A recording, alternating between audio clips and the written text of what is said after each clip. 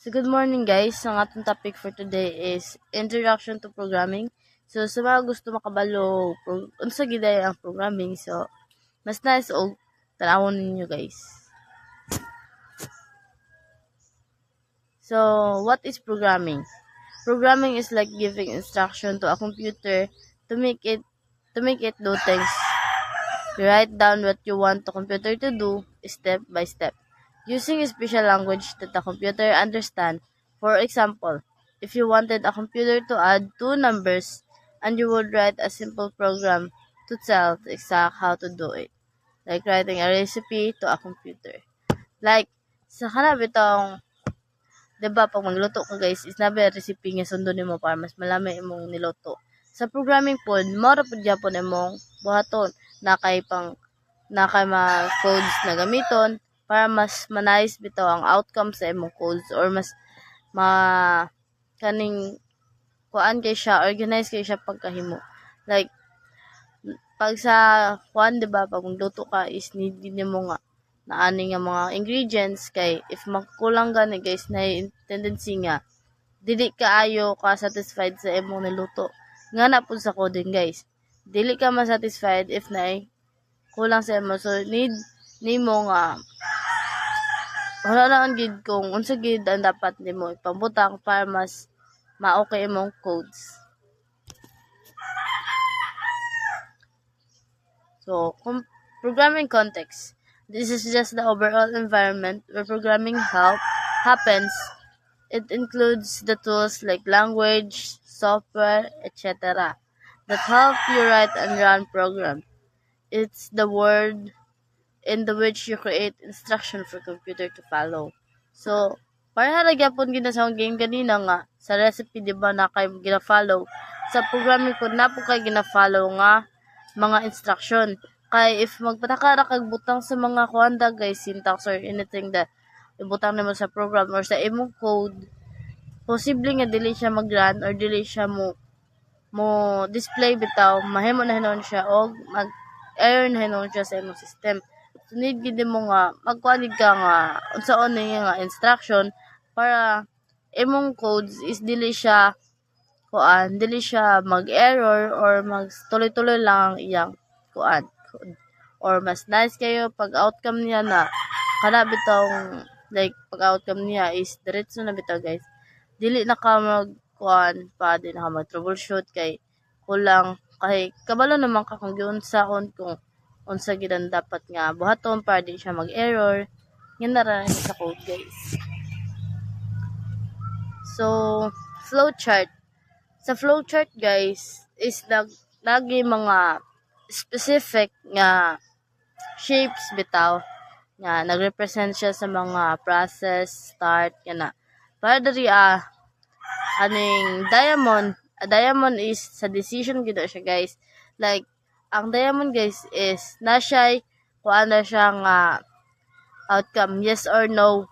So sa decision is yes or no, then ang kaning sa oval guys is start and end. So before ka moabot sa decision, diri gid kay una sa oval, which is ang start ug ang end.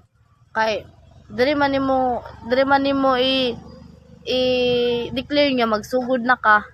So kanang oval gid mo gamiton. So kani pong sa input ug output guys, murag gyapon siya kasunod sa start bitaw. Kay start tapos input, mag-input ka, this kanina yung process yung symbol, o ibutang naman na siya. Tapos pwede sab siya nga start, input, decision, process, nga na bitaw.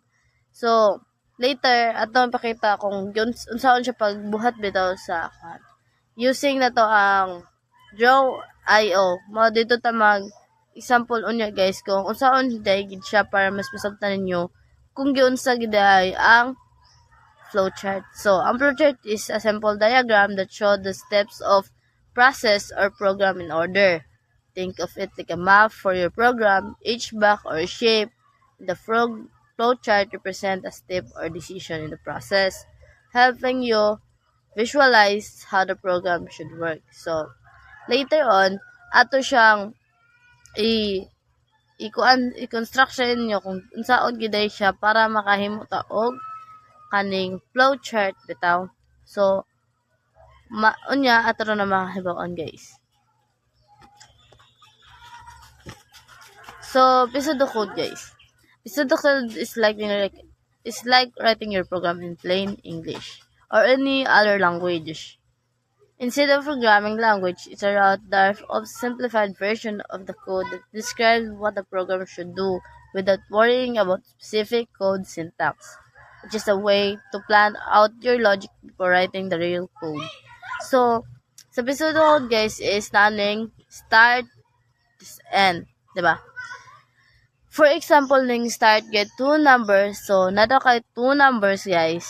Then, i-add nimo siya, which is kaning second step, i-add mo siya, then display result. For example, nakay 3 or 4 nga number. Then gi-add nimo ang duha ka number, gi-add nimo si 3 ug si 4. Tapos diri sa display guys, i-display na to nimo kay i-add nimo si 3 ug si 4, i-add pila ang result, diba? So diri na siya butang sa display result, which is itong 7 nga result. Then, mo din siya ang end. So, nga to lang siya pag kuan sa pseudocode guys. Dali na kayo siya guys. Isa sa, mas dali siya masabtan o imugid siyang tanawag maayo kung giyon na siya pag-construct. So, sa input chart sub guys, sa input chart is si input, process o si output. Itong tulo ka buhok guys. Muna imong kuan nga chart. So, input chart helps you organize what your program will do. Input what information the program needs to start. Process what the program will do with the input. Tapos, the output what the program will give you after processing. So, diri pod sa kuan, sa input chart guys, is kato gyapon tulo. Dito lang sa pseudocode is pa straight lang siya. Then diri is by column siya. So, si input is naka two numbers. Si process, add number. Then, si output is the result. Pareha gyapon sa akong example ganina sa pseudocode guys nga si two numbers tapos sa process is plus man mo siya or gi-add mo siya. Then sa output imo nang ma-identify kung unsa yang result. So dira nimo siya dapat ibutang. Nga na lang siya kasayon. Tahay. Example, nakay 3 tapos ang isa is 10. So, sa process, gi-add nimo siya. 3 plus 10 is 13. So, ang 13 is nasa output, mabutang. So, sa output siya mag-display, guys. So, IDL or Integrated Development Environment. IDL is a tool that helps you write and runs your program. It's like a fancy notebook where you write your code, check for mistake, and see the result in the one place. Some popular ideas are Eclipse for Java or PyCharm for Python. So, steps. New public file, open IDL new Python, name hello Py, write code, run, then breakpoint or debug, inspect, and fix. So, why use an IDL? So, ngano da mag-use ana, ngano say tumong ngano mag-use ana. So, ang IDL is auto completion, speed up typings and discovering IPS, real-time error checking, flags issues before you run, integrated debugger, pause, inspect, and step through code, undefined workplace, code, terminal, and so in one place. So, dining use ni kung ano, ang dapat mong sabtan kang IDL. Kay, siya ang mag-speed up sa typings, tapos ang isa pa is, yung kuan ni siya mag-check sa real-time bitaw nga error. So, yung gina-check yung mga error, nagingana bitaw.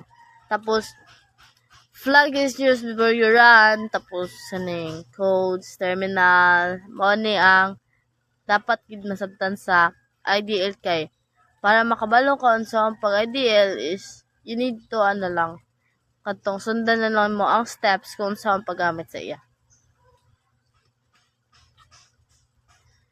So, Java and Python installation.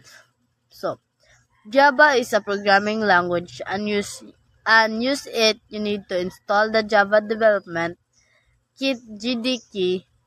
It includes everything you need to write and run Java program like the compiler and libraries. Then sa Python is another programming language, and to use it, you need to install Python from its official website. Python comes with everything you need to start writing and running program right away. After installing either language, you can use an IDE like Eclipse for Java and Python for Python to write and run your code.